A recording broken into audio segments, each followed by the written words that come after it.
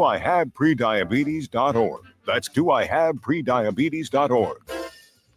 Wait, did they just say 1 in 3 adults has prediabetes? That's 33.33333% of adults. That means it could be me, my boss, or my boss's boss, or me, my favorite sister, or my other sister. That's 7 members of my 21-person romantic book club. Wait, the 1 in 3 could be me, my karaoke partner Carol, or my karaoke enemy Jeff. I'm going to take the risk test at doihaveprediabetes.org. Brought to you by the Ad Council and its pre-diabetes awareness partners. Husker Hoops just wrapped up. As Williams turns the corner, 2 more into the line. A chance for 3, Bryce Williams. Hustle down to the block, post up, and go to work now on 93.7 The Ticket. And the offensive rebound, fair game, Butunjel. The post-game post-up is sponsored by Action Plumbing, Heating, AC, and Electrical, and Lincoln Wall to Wall Wine and Spirits. Here's a CJ, same spot, same result. He is red hot. A siege in the head half court. Eulis good as it goes, and it counts. Aaron Eulis for the half court 3 on 93.7 The Ticket and theticketfm.com.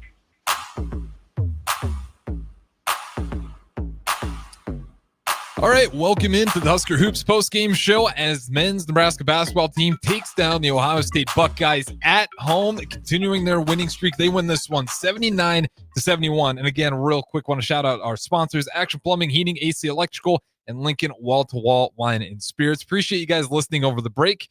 As I mentioned, apologies. I thought 1 minute and 30 seconds would be about 5 minutes. That turned into about 11 minutes. So it was a long break. Welcome in 402-464-5685. You guys can give your thoughts as well as comment on the streams. Eric Strickland, I'm going to start with you. Give me your thoughts as Nebraska puts another one on the win. Well, there it is.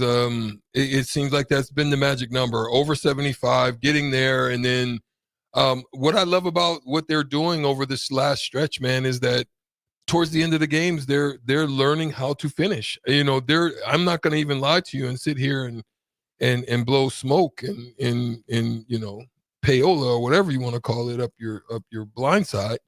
But it's refreshing because I had major questions as to how this team would be able to finish games, what it looked like. I knew that there was some issues internally, but it looks like they're having fun again. It looks like they're playing for each other. I'll say there was a turning point in the game for me. It was a bunch of back and forth. It seemed kind of stagnant. Both teams were playing, pretty well. Shout out to John Mobley Jr., had a phenomenal game for Ohio State, as well as Bryce Williams, who had a tremendous game. We had Micah Parrish also had a phenomenal game. Yeah, he dropped 30. He went for a 30-piece, 5 for 12. 50% from the floor. 50% from the floor. 35 minutes. Pretty solid. So both teams did well in their own right? Juwan Gary's been very consistent as of late. Taking the right type of threes, I think. Not settling for threes, but really being in a slasher mode. Getting downhill, finishing a lot better. Getting to the foul line, those are the things that you want to see out of Juwan Gary. Missed a couple that he hadn't really been doing.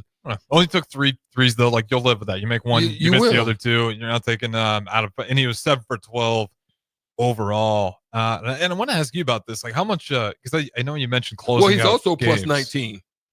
Like, he had the double of anybody in box plus minus today. He had plus 19. So he was an important factor of being on the floor in every facet of this game. Go ahead. Absolutely. Of course. I want to ask real quick, just because you mentioned those end of the games, how much is that just part of it? We saw a little bit of that press break, but then just finding a lineup for free throws.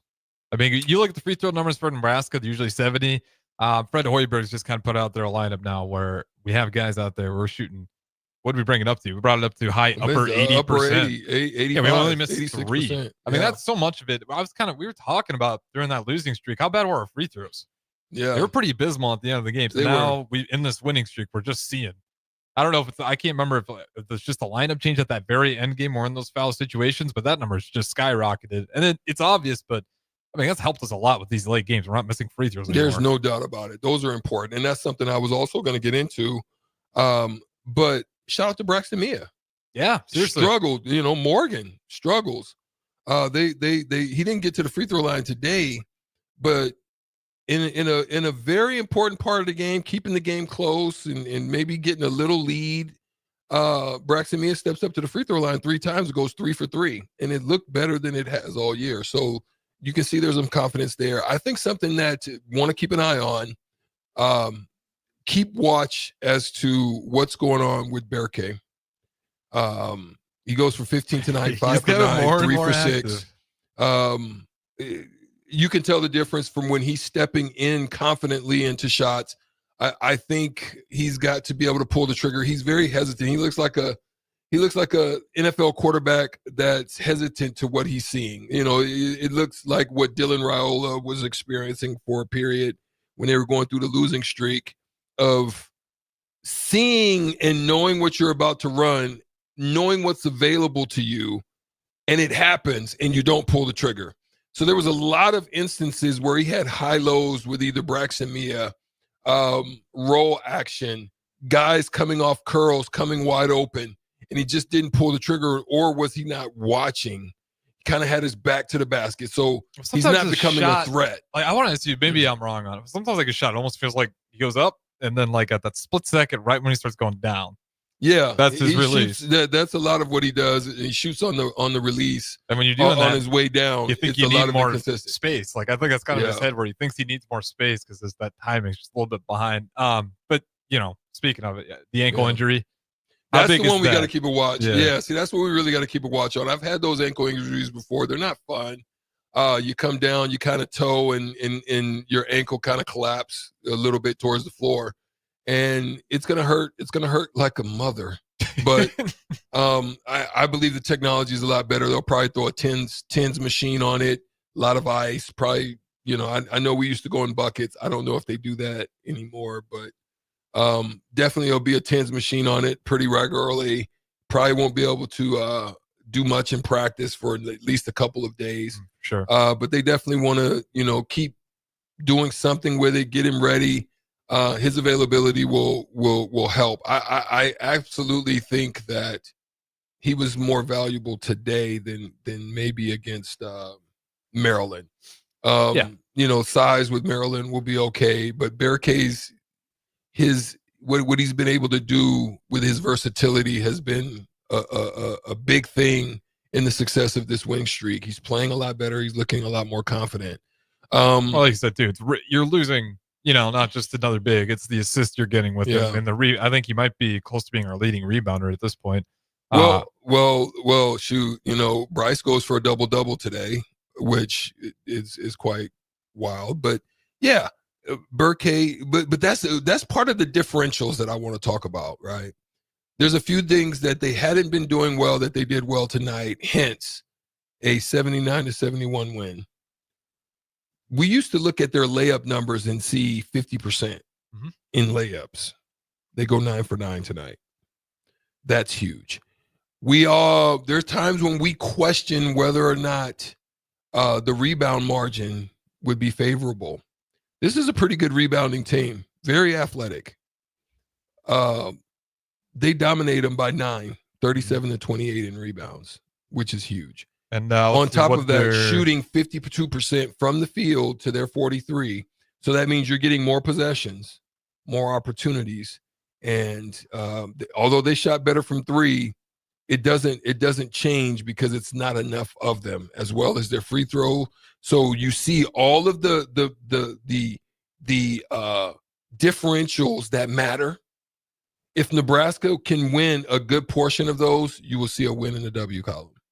Yeah, and speaking of which, Devin Royal, though, Ohio State's going back to those rebounds. He only had 4 on the day. That's the thing with this Nebraska team is now I'm just trying to figure out how good is this team going to be. They're getting better and better. We talked about it last game, but to me, the chemistry is just starting to stick out. You once again saw that on the fast break a few times. Juwan Gary, here's easiest 4 points you're going to get on some back-to-back fast break possessions. And also, Bryce Williams is kind of hitting that point where he feels like he's in control now. You're not seeing the loose turnovers, especially end of game situations. He had kind of one bad pass where I think he gave it to Wooster or Burke in a tough spot with like only a couple seconds in the shot clock. But other than that, to me, it's just we now know who those leaders are on the team. And when you need a bucket, what's left to add now? Like when it comes to rotational guys, because we're going to get to a point where we're on a nice little win streak. Yeah, we're going to keep it going. But still, when it comes to juggernauts like the Michigan States, is this team good enough to go ahead and compete?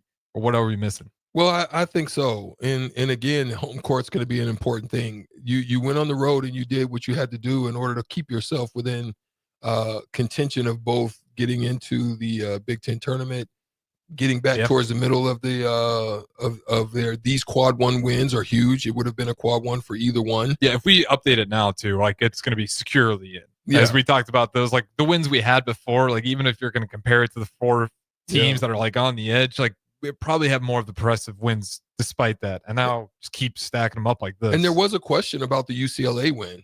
Although it was a ranked win at the time, there was a question about it. They were kind of falling off a little bit. Now, all of a sudden, they're starting to shoot back, which that win is looking even better now. So same thing with Creighton. We got the win, and we're like, oh, well, it's a bad year for Creighton. And then Creighton, after they beat us, I mean, I haven't checked in a while, but their win streak's been adding up too. Yeah, so that's the key in making sure you take care of these games. Coming into this game, it is weighed out that they're probably a 10 seed. I think they'll continue to creep up. Oh, for sure. If they take care of these home wins and what they have on the schedule, keep knocking on the door. Maryland's going to be another one. I think they're top 4 in the Big Ten right now. So yeah, Maryland's ranked 18. That's at home, so it's a revenge game for them as well. Yeah. So yeah, that's what we're looking at.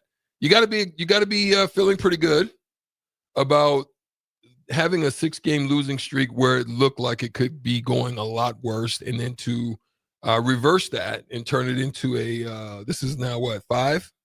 Is it 4? Is it that 4 or 5? 4. 1, 2, 3, 4. Yeah. Start with Illinois.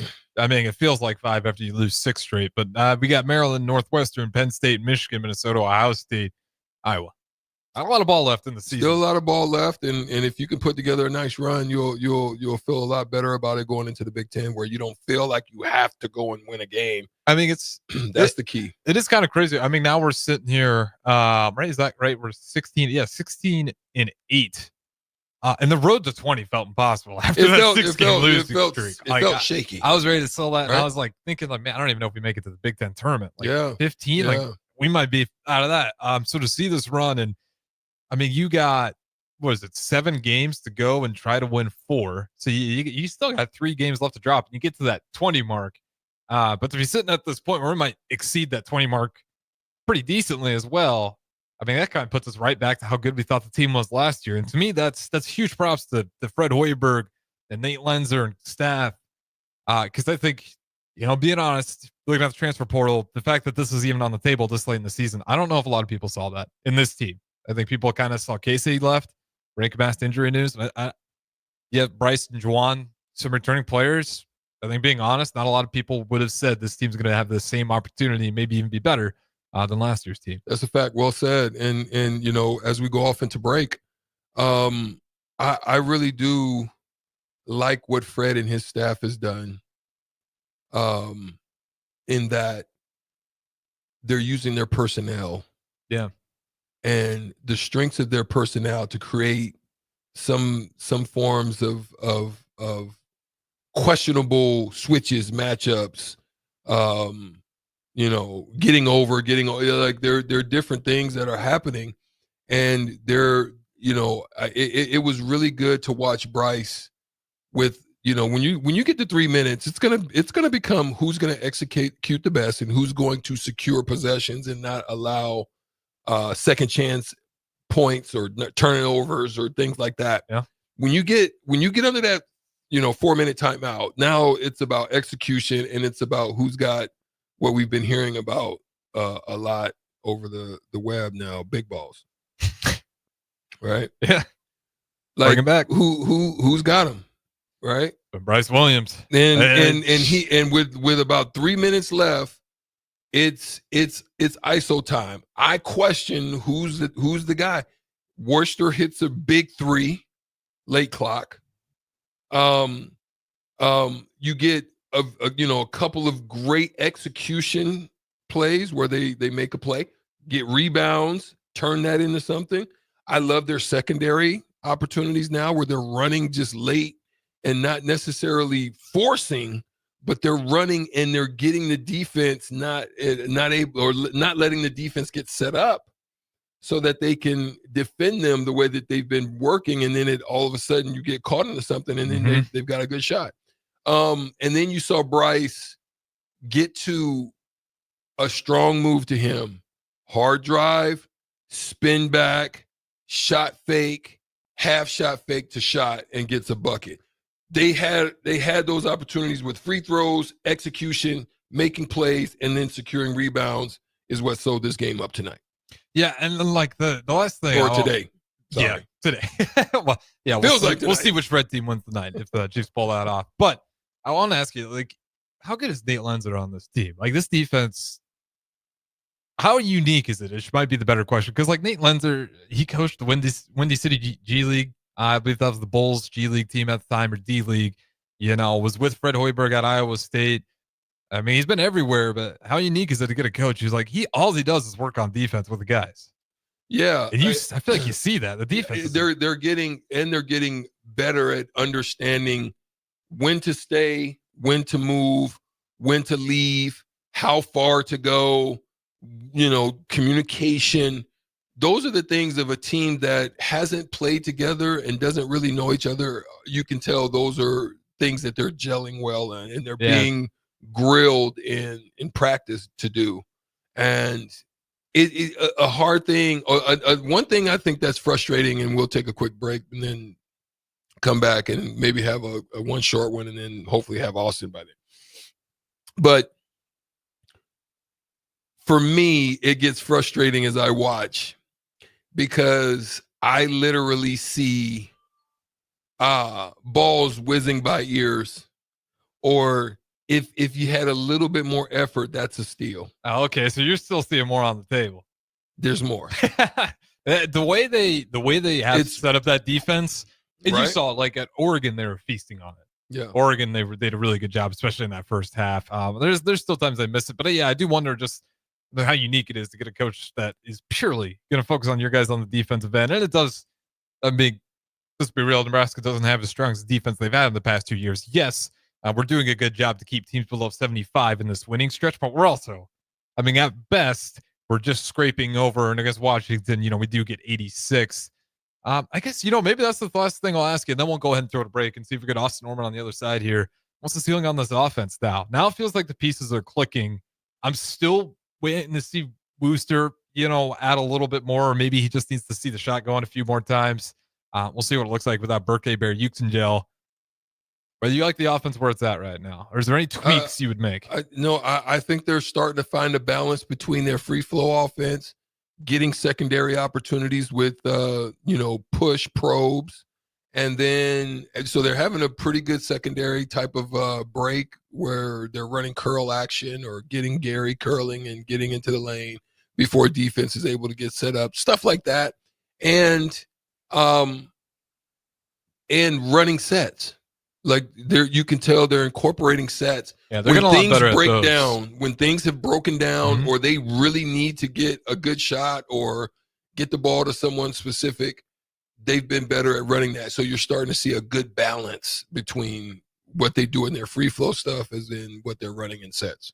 Well said. That's Eric Strickland. Here's the runs on the ones and twos. Hopefully we got Austin Norman. He's down there at the vault right now. I'm sure he's getting some press conference audio and some quotes from Fred Hoiberg and maybe some players as well. So don't go anywhere. On the other side, it'll be me and Strick and maybe even Austin Norman will be back with us as well right here at 93.7 The Ticket, ticketfm.com. Midwest Bank is proud to be your local community bank right here in Lincoln. This is Travis with Midwest Bank, now with 2 branches conveniently serving Lincoln and 8 other locations across Nebraska. We're here to help you with any of your needs. From opening a checking account to buying a home or financing your business, our staff is here for you. Stop in and you might see Shin Daddy himself. Your community, your bank, Midwest Bank. Learn more at midwest.bank, member FDIC. Wall-to-Wall Wine and Spirits is your place in North Lincoln to go for all your needs in wine, spirits, and beer. They also have a large variety of cigars in their walk-in humidor, and they have a top-notch walk-in, temperature-controlled, high-end wine bar. Plus, you can enjoy free samples from their tasting bar. There's only one place to go for all your needs for wine, beer, spirits, and cigars. Wall-to-Wall Wine and Spirits on North 27th Street in Lincoln.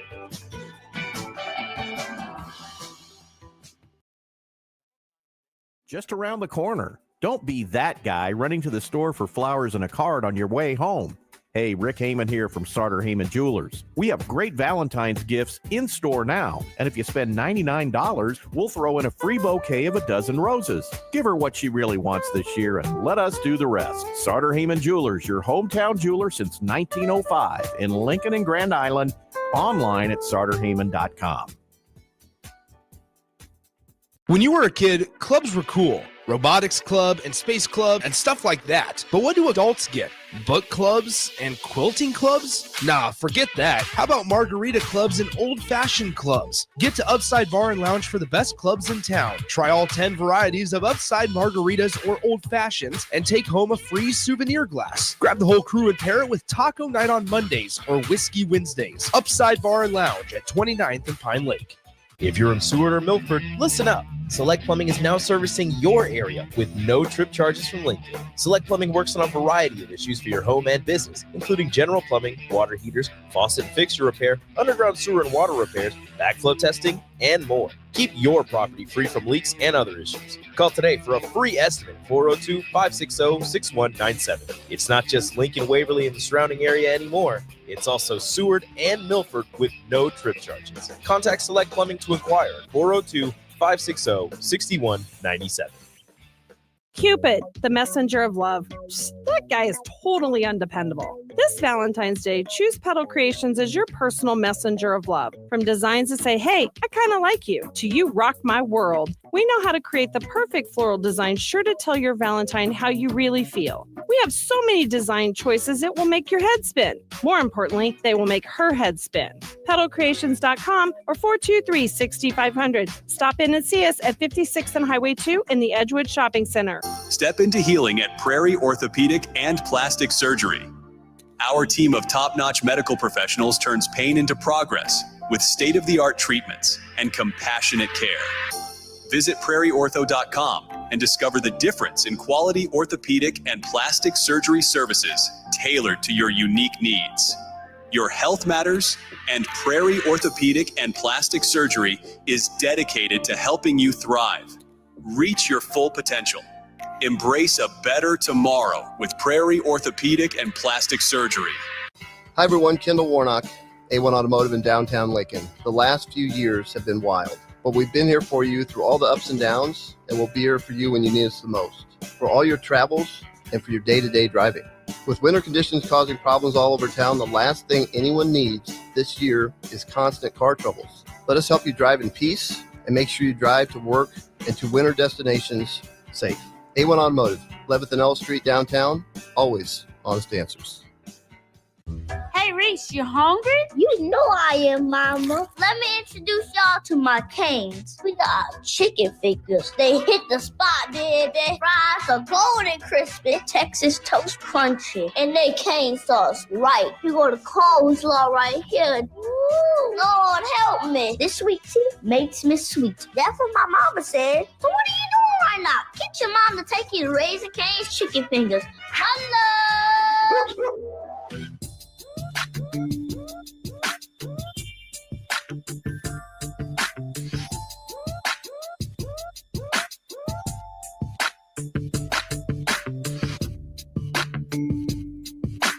All right, welcome back in. Husker Hoops postgame show. As we said, Nebraska wins this one at home at the Vault with a final score of 79-71. And Eric Strickland, we got done talking about a lot of the stats. Any other individual players that stuck out? I know we talked about Bryce Williams, Juwan Gary. I know it was a little bit more of a quiet day from Connor Esiason. But one guy we did talk about is Sam Hoiberg. He's impressed me in this starting role for this Nebraska team. Yes, he's not going to show up on the stat sheet.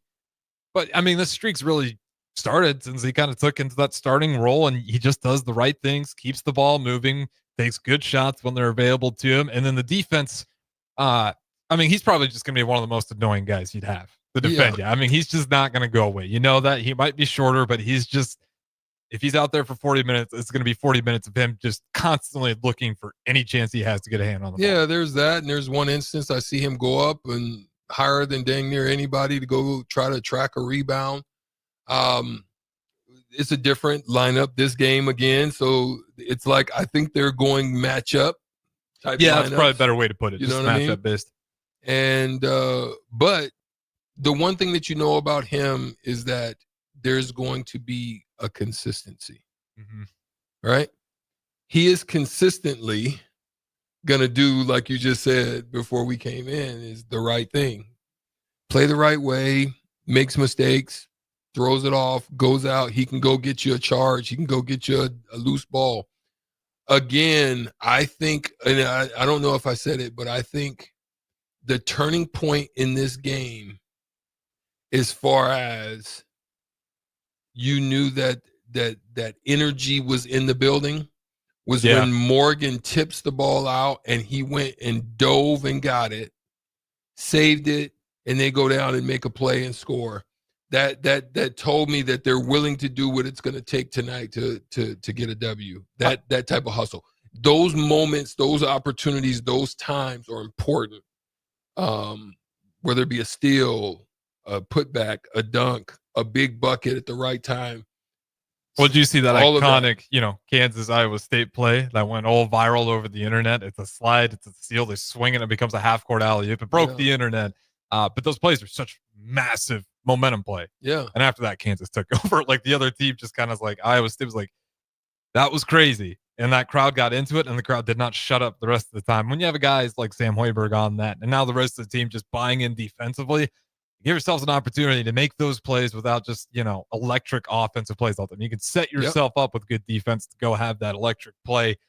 Looking a little bit ahead, though, you do got 18-seeded Maryland. I know we lost to them the last time. I'm not sure how well you remember, the exact stats, but what happened in that last Maryland game, and what does this team need to do to knock them off this time? And this time you get them at home, to be fair.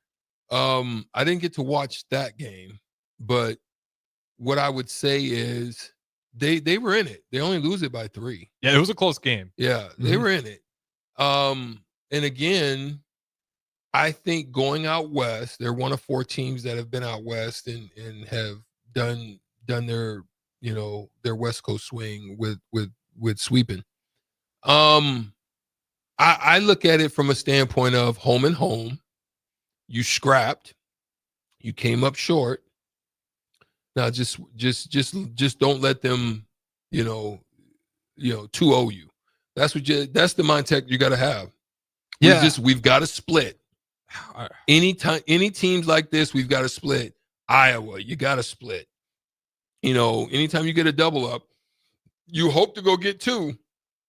You got to split, and you can't lose a game like, it was tight for a while in playing Washington. Yeah, like that was looking scary for a minute. Like you can't lose those. That's the one you can't lose. You can't come back at home, and this is what was scary about it, because Rutgers is playing good basketball, kind of from time to time, getting good wins from there. I still don't think it'll be enough, but it might.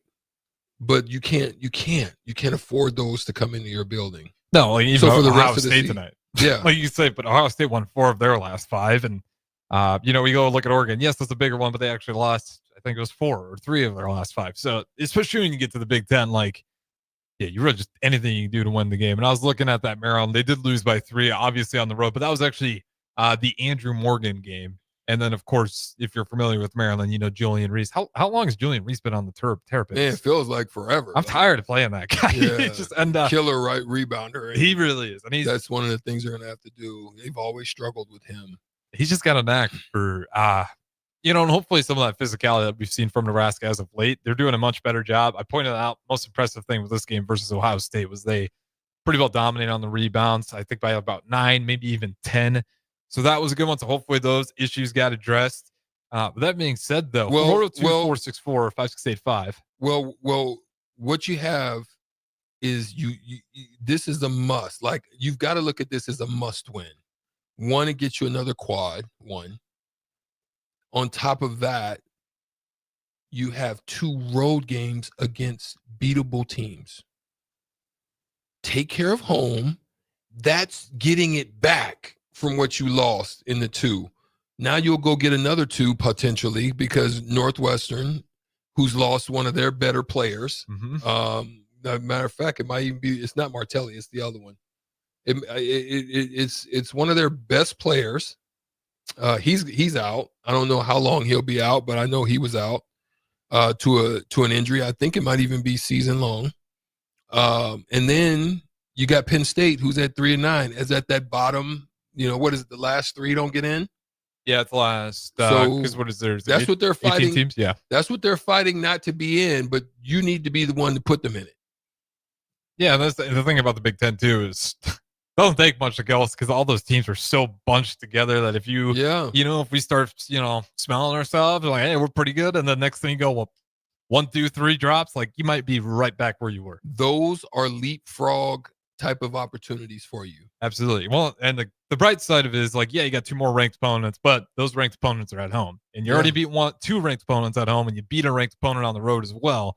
So I mean, again, this Nebraska basketball team, it has been like, where do you put this year? It's been a weird year for me, and I'm partially guilty. Like I've been kind of weird. I've been wavy on this team on like what its ceiling is. Like I'm not gonna lie, during that losing streak, I was like, I just don't know where the offense is going to come from because I felt like we were asking too much of Bryce Williams, and I'm like, wasn't that I was like blaming Bryce? Was like, we're putting too much on this guy's shoulders. But then he started answering the bell over and over, and now the defense has been clicking. So where are you at? Just on the season? Like I've been wrong a couple of times. I'll admit that. I've got to say I've been impressed. Yeah, I've got to say I've been impressed because I really didn't know if they had the offensive style to fit their personnel, and I thought that they've done a good job of adjusting, and I give total credit to the coaching staff for that because it doesn't look the same, and that there's still moments where they have to seemingly work way harder than somebody else, or the other team has guys that they could go to and get some form of separation or bucket. But even Nebraska did a really good job of shutting that down. Some of the stuff that they were getting away with earlier, they did a good job of shutting it down. So they've just got to. This next game is important. You better be on the doggone glass. Like, don't get murdered on the glass, especially at home. That because that's what they're relying on. And you took an L to a team that was doing a lot of that as well, and like Rutgers and other teams where you if you hold your ground and you win your differentials, you're going to win a game, and that's what they got to do this next few games. Is they've got to hold their ground, win their differentials, and they can come out of this looking really good at the end of it. Yeah, I'm looking at the last game versus Maryland, and man, that is a game that if you're Nebraska, you'd love to have it back. Like this is looking back at this, in hindsight, like this is a game we better dominate at home. We actually beat them in rebounding on the road last time. Total turnovers again, Nebraska, especially earlier, they're struggling. 13 turnovers, but Maryland also had 12. You look at points in the paint. I like Nebraska with 32 points in the paint versus Maryland, especially knowing to get those guys in foul trouble, know what they want to play. So I actually like that heading into it. I hope Morgan is really aggressive in this one. He needs to. Yeah. He's got nice finishing ability around the rim. Yeah. Let me ask you this, because you're going to know basketball better than I do when it comes to just looking at what the bigs are looking for. But to me, when I watch him, he's got some nice moves. He's got to be way quicker. Like I just see way too much dribbling that thing into the hardwood. And I'm like, yeah, I just anytime I see that thing, yeah. Well, see, his footwork is predicated on level space like this. Mm-hmm. He doesn't work. So if this is my cylinder, right? He doesn't know how to work his footwork outside of the cylinder. I see what you're saying. You see what I'm saying? Yeah, so that's exactly what it looks like. A lot of the stuff he does is within the cylinder, and so he doesn't have enough athleticism at times to be able to elevate over it. And this is where you'll see these fadeaways that are air balls, from in the paint. But if he learned how to move the cylinder, you see what I'm saying? he doesn't have to do. Well, he all feels of like for like what he likes to do too. For sometimes like I'm Rink looking knows at how to do it. And well, you know what Rink had too, and this is what I just want Andrew more, and maybe at this point in the season, but get a good face-up game, like get on that, and then pivot, turn around and face him. If you want to take that mid-range, let's take some mid-range jumpers straight up. Like Tyler Hansbrough and those guys, they did that and made a living. Oh, it's like you can, and once you got that, and if you got the mismatch and you're comfortable with that face-up, like it's such a dominant move. And you'll see guys like Jokic in the NBA, the more skilled bigs, you'll see it. When you watch a guy like Gobert, you're not going to see it. You know why? Because he's not comfortable that same way. Like it was frustrating because he got a nice pick and roll pass, and don't bring the ball down to the little guys. Yeah, just not like you're just keep it up, my boy. Like he keeps it up. They don't get to it. He brought it down and swipe goes off his knee and out of bounds. That's big man play 101. Those are the things that, you've got to learn to do and keep that ball up. They got a couple good actions to me, and I think they still need to do more with him in the pick and roll. Certainly he gets high-low. When he gets high-low mismatch opportunity, give him the freaking ball. And, just tell him don't bring it down. Just go straight up and elevate over the guy. So yeah, that's something more. They need to take more advantage of that. Coaches got to drill that into, especially when you get centers at that point in their career. They're still got that habit. Like, well, that's probably a tougher one to rewire.